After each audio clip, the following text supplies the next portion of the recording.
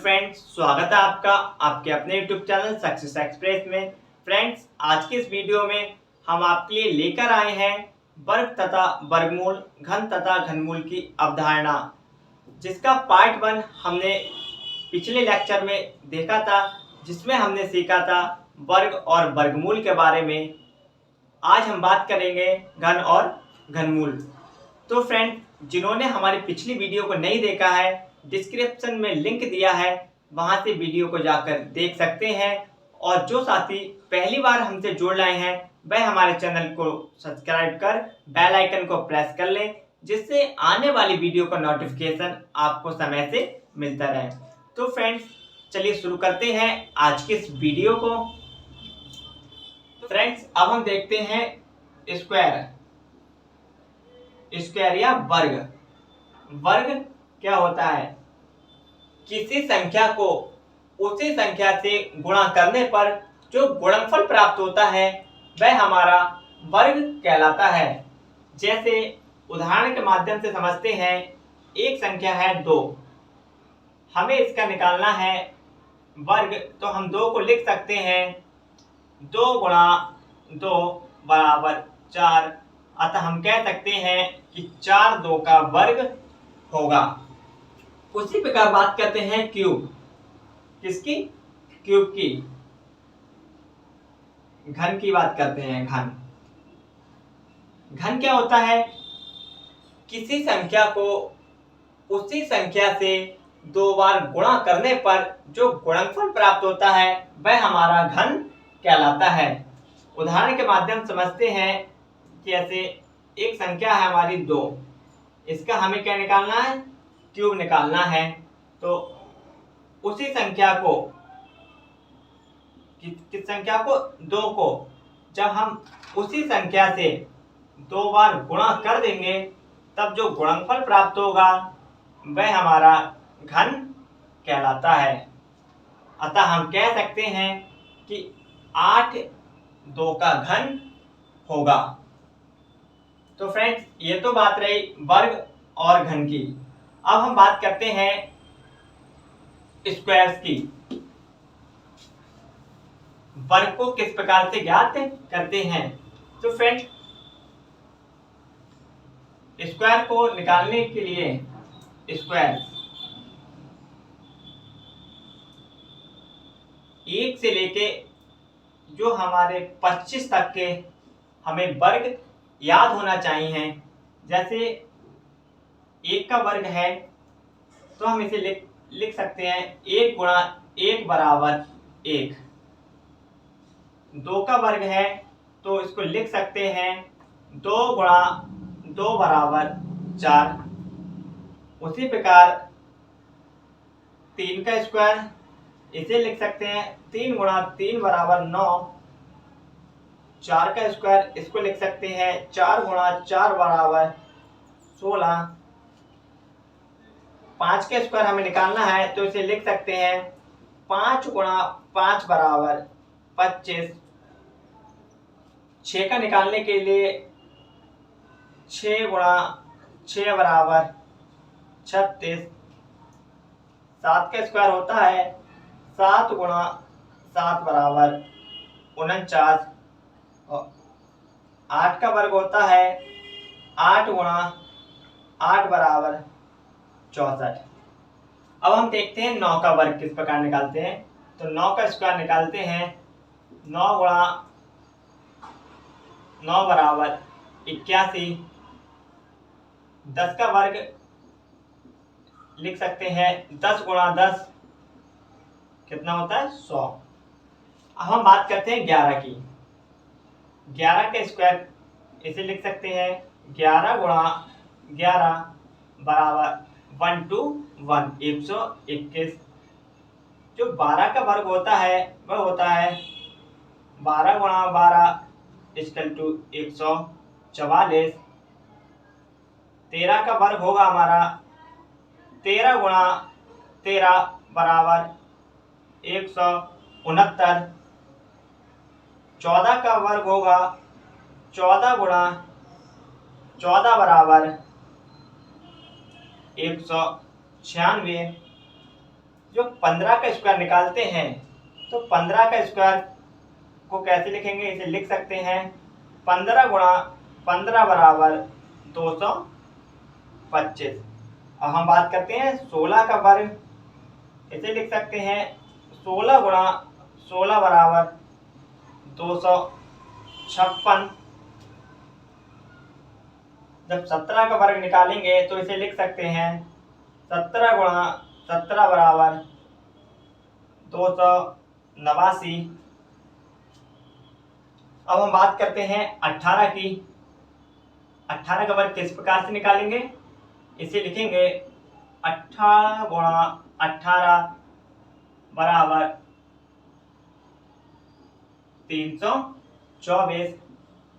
19 का वर्ग निकालने के लिए 19 गुणा 19 कर देंगे, इसका होगा 361।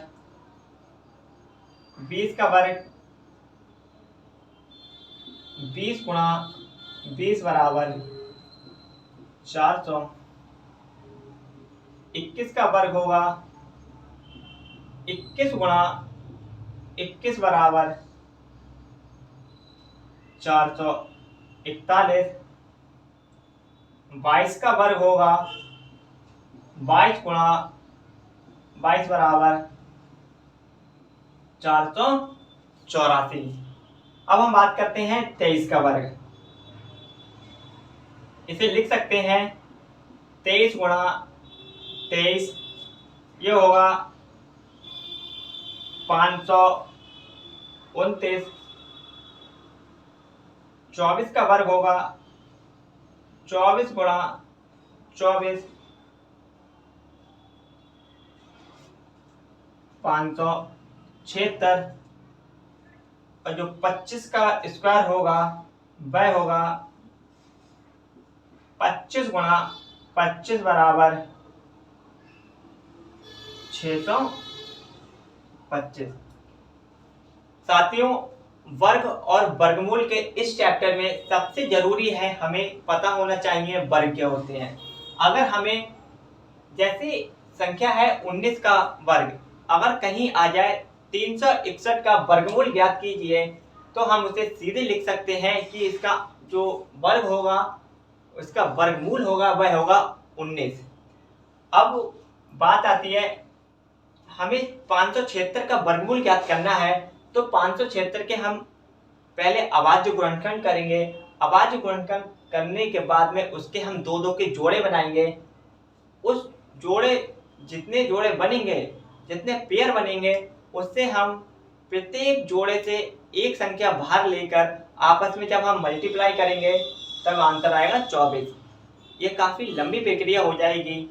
जो आपका 1 नंबर का सवाल है तो उसके लिए हमें पता होना चाहिए कि 576 किसका वर्ग होता है, 24 का। तो हम सीधे सीधे आंसर लिख सकते हैं कि इसका आंसर 24 होगा। तो फ्रेंड, ये तो रहे स्क्वायर।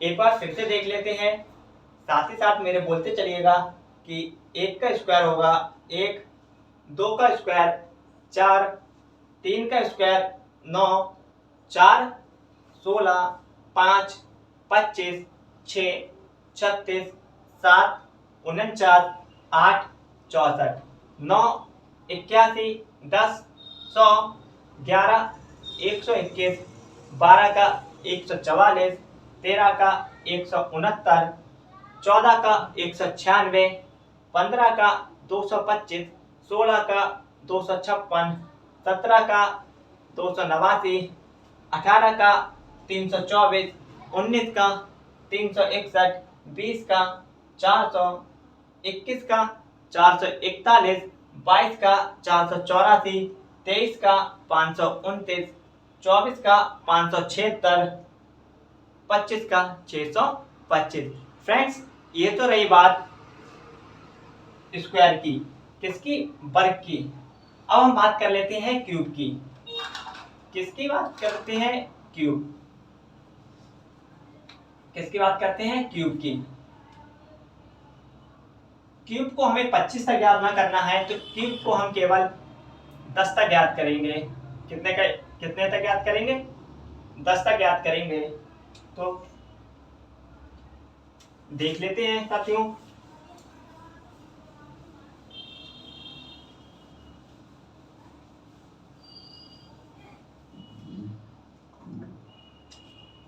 देखिएगा, जब क्यूब है, एक का क्यूब है, इसे हम लिख सकते हैं 1 बराबर 1। जो हमारा 2 का क्यूब है, इसे लिख सकते हैं 2 बराबर 8। कैसे आया? 2 दूनी 4, 4 दूनी 8। 3 का क्यूब है, इसे लिख सकते हैं 3 गुणा 3 गुणा 3, 3 तिया 9 तिया 27। उम्मीद है आप समझ रहे होंगे। अब हम बात करते हैं 4 का क्यूब। 4 के क्यूब को लिख सकते हैं 4 गुणा 4 गुणा 4, 4 चौक 16, 16 चौका 64। अब हम बात करते हैं 5 के क्यूब की। तो जो इसका 5 का क्यूब होता है वह होता है 5 गुणा 5 गुणा 5। किसी संख्या की घात यहाँ 2 3 है, 3 है, तो इसका मतलब ये हुआ कि हमें उस संख्या को 3 बार लिखना है। जैसे यहाँ 18 है, 18 की घात है 2। ये 2 हमें ये बता रहा है कि उस संख्या को हमें कितनी बार लिखना है? 2 बार लिखना है। यहाँ घात 3 यह दर्शा रही है कि इस संख्या को हमें कितनी बार लिखना है? 3 बार लिखना है। तो इसका आंसर हुआ 5 25 पंजे 125। अब हम बात करते हैं 6 के क्यूब की। इसे लिख सकते हैं 6 गुणा 6 गुणा 6, 6 छंग 36 छंग 216।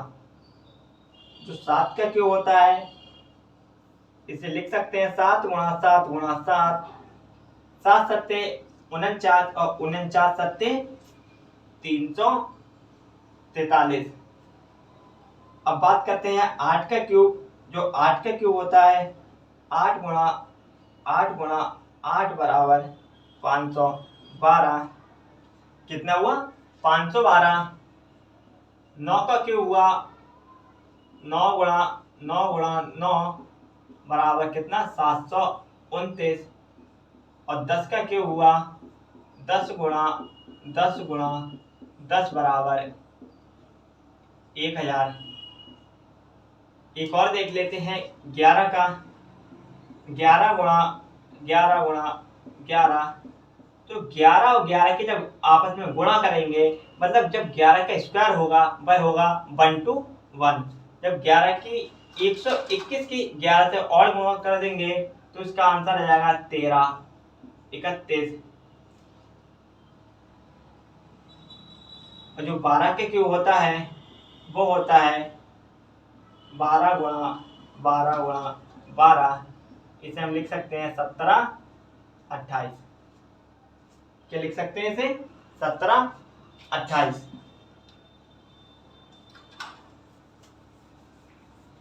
ये 17 28 कैसे आया, एक बार इसे चेक कर लेते हैं।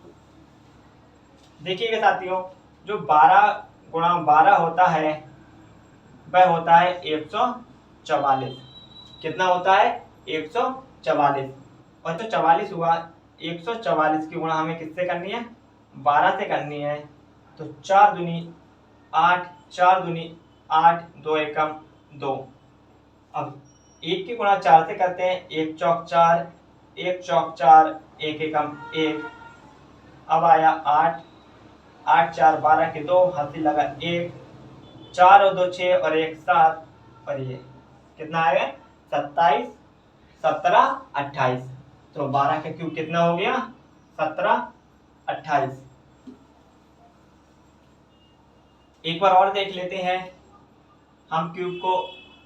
1 का क्यूब हुआ हमारा 1, 2 का क्यूब 8, 3 का 27, 4 का 64, 5 का 125, 6 का 216, 7 का 343, 8 का 512, 9 का 729, 10 का 1000, 11 का 1331 और 12 का 17 28। साथियों, 10 तक क्यूब तो याद होना ही चाहिए। हमें 1 से लेकर 10 तक तो भूलना नहीं है क्यूब। और जो स्क्वायर है 1 से लेकर 20 तक याद होना चाहिए, क्योंकि जब एक नंबर का सवाल होगा उसमें हम अभाज्य गुणनखंड करेंगे, अगर उसके वर्गमूल ज्ञात करेंगे अभाज्य गुणनखंड के द्वारा तो उसमें काफी समय लगेगा। तो हम सीधे सीधे उसका आंसर लिख देंगे। जैसे हमसे पूछे कि 729 का घनमूल ज्ञात करो, 729 का घनमूल ज्ञात करो। अब हम 729 के पहले अभाज्य गुणनखंड करेंगे, फिर इसमें हम 3-3 के जोड़े बनाएंगे, तो इसमें काफी लंबी प्रक्रिया हो जाएगी और आपका समय ज्यादा लगेगा। तो हम सीधे सीधे इसमें लिख देंगे कि 729 9 का क्यूब होता है। किसका क्यूब होता है? 729 9 का। ठीक है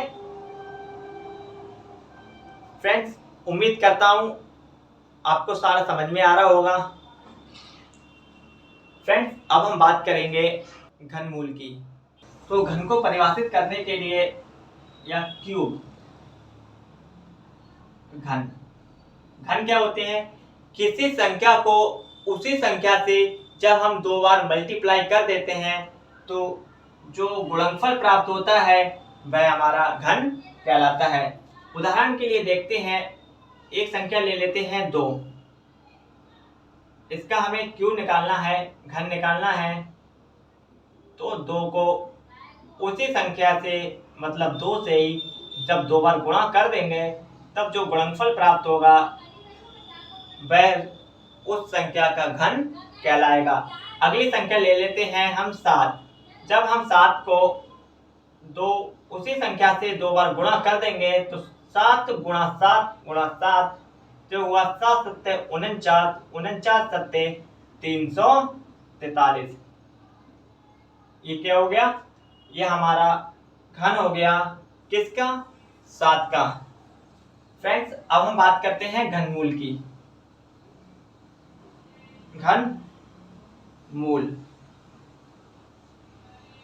क्यूब रूट घन की बात करते हैं। अब घन को भी हम 2 विधि से ज्ञात करते हैं। पहली विधि है हमारी गुणनखंड विधि, एक दूसरी विधि है जिसे हम भाग विधि कहते हैं। तो गुणनखंड विधि के द्वारा हम 343, एक उदाहरण ले लेते हैं 343, इसे गुणनखंड विधि से इसका हमें घन ज्ञात करना है। तो इसे घन को ज्ञात करने के लिए हम सबसे पहले 343 के क्या करते हैं? अभाज्य गुणनखंड करते हैं। अब ये किससे कटेगा? 3 और 3 6, 6 4 10, इसका योग कितना हो रहा है? 10 हो रहा है। अगर योग किसी संख्या का योग 3 से कट रहा है, 3 से विभाजित है, तो वह संख्या 3 से पूर्णतः विभाजित होगी। इसे हम काटते हैं 7 से। 7 चौक 28, 7 चौक 28, 7 पंजे 35, 35 ज्यादा हो रहा है तो हम करेंगे 7 चौक 28, 6 बचा हमारा, यहाँ हो गया 63 और 7 नीम 63। फिर इसे 60 से काट दिया, 7 सत्ते 49, 7 7 एकम 7। जो अब इसके जो अभाज्य गुणनखंड आए वह आए 7 गुणा 7 गुणा 7। अब साथियों, जो इसके अभाज्य गुणनखंड आए इसका हमें घनमूल निकालना है। तो इसमें कितने कितने जोड़े बनाएंगे? इसमें 3-3 के जोड़े बनाएंगे और प्रत्येक जोड़े से एक साथ हम बाहर ले लेंगे, क्योंकि यहाँ एक ही जोड़ा बना 3 का, इसीलिए हमने एक साथ बाहर ले लिया। अब हम बात करते हैं अगले क्वेश्चन की तरफ बढ़ते हैं। क्वेश्चन नंबर 2 है हमारा 17-28। इसका हमें क्या निकालना है? इसका हमें क्यूब रूट निकालना है। तो 17-28 का हम क्या निकालते हैं? क्यूब रूट निकालते हैं। तो फ्रेंड्स, किसी संख्या के अंत में अगर सम संख्या आ जाती है तो वह संख्या पूर्णतः 2 से विभाजित होगी। तो इसे हम देखते हैं 2 से विभाजित करके। 2 अट्ठे 16, 1 बचाएं 12 हो गया, 2 छंग 12, 2 चौक 8। फिर इसे 2 से भाग करते हैं दो चौक 8, दो तिया 6, दो दूनी 4, फिर ये 2 से कट जाएगा, दो दूनी 4, दो एकम 2, दो छम 12, फिर ये 2 से कट जाएगा, दो एकम 2, जीरो लगाया, दो अट्ठे 16। ये जीरो क्यों लगाया? क्योंकि 2 का भाग 1 में जा नहीं सकता, इसलिए जीरो लगाकर अगली संख्या जब हम उतार लेंगे तो उसका 2 संख्याओं में इसका भाग दे देंगे।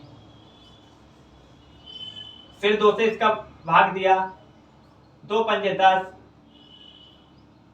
दो चौक 8, फिर 2 से भाग दे दिया, दो दूनी 4, दो सत्ते 14, फिर 2 से 3 नीम 27, फिर इसे हम 3 से भाग देंगे, 3 नीम 27, 3 तिया 9 और 3 एकम 3। तो जो उसके अभाज्य गुणनखंड हुए 17, 28, 17, 28 के जो अभाज्य गुणनखंड होंगे वह होंगे 1, 2, 3, 4, 5, 6, 2, 3, 4, 5, 6 गुणा 3 गुणा 3 गुणा 3। समझ रहे हैं? अब हम इसमें 3 3 के जोड़े बना लेंगे। कितने कितने के जोड़े बना लिए हमने? 3 3 के जोड़े बना लिए और प्रत्येक जोड़े से हमने एक भाग ले लिया। कितना भाग ले लिया? एक भाग ले लिया और आपस में इनकी मल्टीप्लाई कर दी। 2 दूनी 4, 4 तिया 12, कितना आया? 12। ये हमारा आंसर हो गया। 17, 28 का जो घनमूल होगा वह होगा 12। साथियों आगे बढ़ते हैं। अब हम देखते हैं एक और सवाल इसी प्रकार का। अगला सवाल है 13, 31 का क्या निकालना है? हमें घनमूल निकालना है। 13, 31 का घनमूल निकालना है। ऐसे भी लिख के आ सकता है पेपर में 13, 31 का घनमूल ज्ञात कीजिए, या इस प्रकार से भी क्वेश्चन दे सकता है ऑप्शन में कि इसका सही विकल्प कौन सा है। तो अगर ये घात 3 लगी है तो हमें ये समझ जाना है कि इसका हमसे घनमूल पूछ रहा है। तो 13, 31 का हम घनमूल निकालते हैं। तो ये संख्या हमें पता होना चाहिए। अभी हमने सीखा कि 1 से लेके 12 तक के घनमूल को हमने अभी सीखा। तो उसमें जो 13, 31 था वो था 11 का घनमूल। तो फ्रेंड्स देखिएगा, इसे हम 11 से काटते हैं। 11 एकम 11, 2 बचा, कितना हो गया? 23। अब 11 दूनी 22, 11 दूनी 22, 1 बचा, 11 एकम 11। फिर इसे 11 से काटिएगा, 11 एकम 11, 11 एकम, ये गलत हो गया कहीं, 11 एकम 11, 2 बचा, 11 दूनी 22, 11 एकम 11। फिर ये 11 से कटेगा, 11 एकम 11, 1 बचा, 11 हो गया, 11 एक बार में गया। फिर 11 से 11 एकम 11। ये इसके जब हम अभाज्य गुणनखंड हो गए, इसे ऐसे लिख सकते हैं 11 गुणा 11 गुणा 11। अब हम इसके 3 3 के जोड़े बना लेंगे। कितने पेयर बना? एक ही जोड़ा बना। तो इसका जो आंसर होगा वह हो जाएगा हमारा 11 आंसर।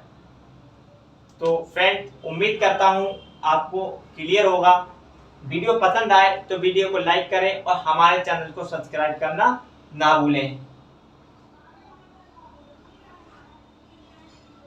अक्सर आपकी परीक्षाओं में एक तरह के प्रश्न और बन जाते हैं, जो है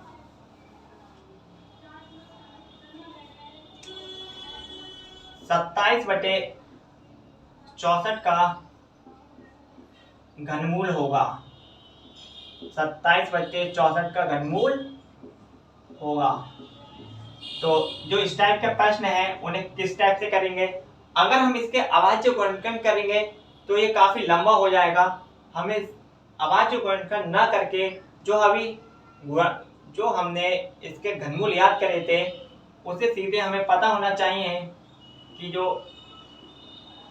27 है और 64, हम 27 को लिख सकते हैं 3 गुणा 3 गुणा 3। उसी प्रकार 64 को लिख सकते हैं, 64 को हम लिख सकते हैं 4 गुणा 4 गुणा 4। इसमें एक एक का जोड़ा बनना है और प्रत्येक जोड़े से हम एक बाहर ले लेंगे, तो जो इसका आंसर हो जाएगा वह हो जाएगा 3/4।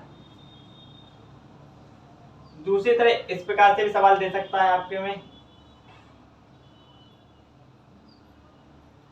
512/729 का घनमूल निकालना है। तो जो इसका बहुविकल्पी में पूछ लिया जाता है तो इसका आंसर हो जाएगा, हमें पता है कि 512 किसका क्यूब होता है, 8 का। 8 8 64, और 64 की जब 8 से हम गुणा करेंगे तब आएगा 512, और ये होता है 7 7 49। कितना ये होता है 729, किसका होता है 9 का। 9 का जब 9 को हम 3 बार गुणा करेंगे तो ये होगा 9 नीम 81। 81 की जब हम 9 से गुणा करेंगे तो 1 नीम 9 और 8 नीम 72। कितना आया 729। अतः हम कह सकते हैं कि ये किसका क्यूब होगा, 8/9 का घनमूल होगा। फ्रेंड्स, उम्मीद करता हूँ वीडियो अच्छी लगी होगी। वीडियो अच्छी लगे तो वीडियो को लाइक करें और हमारे चैनल को सब्सक्राइब करना ना भूलें। फ्रेंड्स, जो अगला चैप्टर है उसमें हम घन तथा घनमूल और वर्ग तथा वर्गमूल को आवर्त दशमलव वाले प्रश्नों को करेंगे। कि दशमलव में मैं एक बार बता देता हूँ आपको, जैसे जो क्वेश्चन बनता है इसमें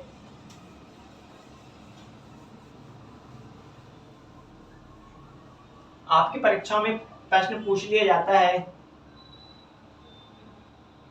कि 0 121 में अंकों की संख्या कितनी होगी। ये 2018 में पूछा हुआ प्रश्न है। अंकों की संख्या बताइए, अंकों की संख्या बताइए कि इसमें कितने अंकों की संख्या होगी। अक्सर जो हमारे साथी हैं वो क्या कर देते हैं कि 121 को इसके अभाज्य गुणनखंड कर देते हैं 11 एकम 11, 11 एकम 11, 11 एकम 11, एक जोड़ा बन गया तो बराबर 11 आंसर लिख देते हैं, जो कि गलत है।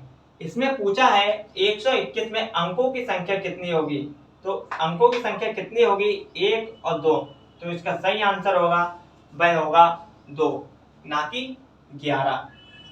ये छोटी छोटी बातें हैं जो आपको परीक्षाओं में ध्यान रखनी है। अगर कहीं पूछे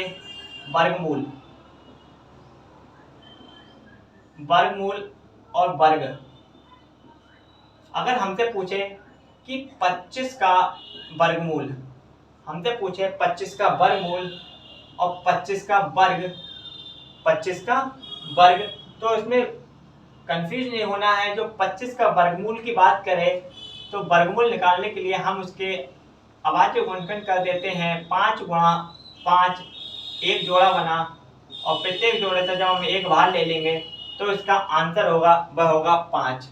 और बात करें 25 के वर्ग की तो हम इसे लिखेंगे 25 गुणा 25, 5 और 5 की जब हम गुणा करेंगे अगर तो होगा हमारा 25, और 25 में 2 में जब 1 प्लस कर देंगे कितना हो गया 3, और 3 दूनी 6, तो आंसर होगा हमारा 625।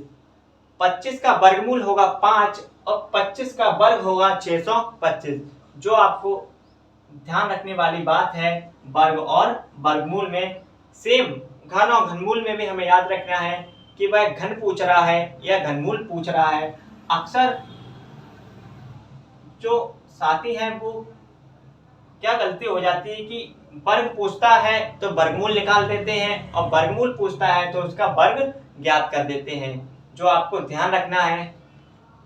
उम्मीद करता हूँ वीडियो अच्छी लगी होगी। वीडियो अच्छी लगे तो वीडियो को लाइक और हमारे चैनल को सब्सक्राइब करना ना भूलें। धन्यवाद साथियों। मिलते हैं कल एक नई वीडियो के साथ। तब तक के लिए स्वस्थ रहिए, मस्त रहिए और अपनी तैयारी में व्यस्त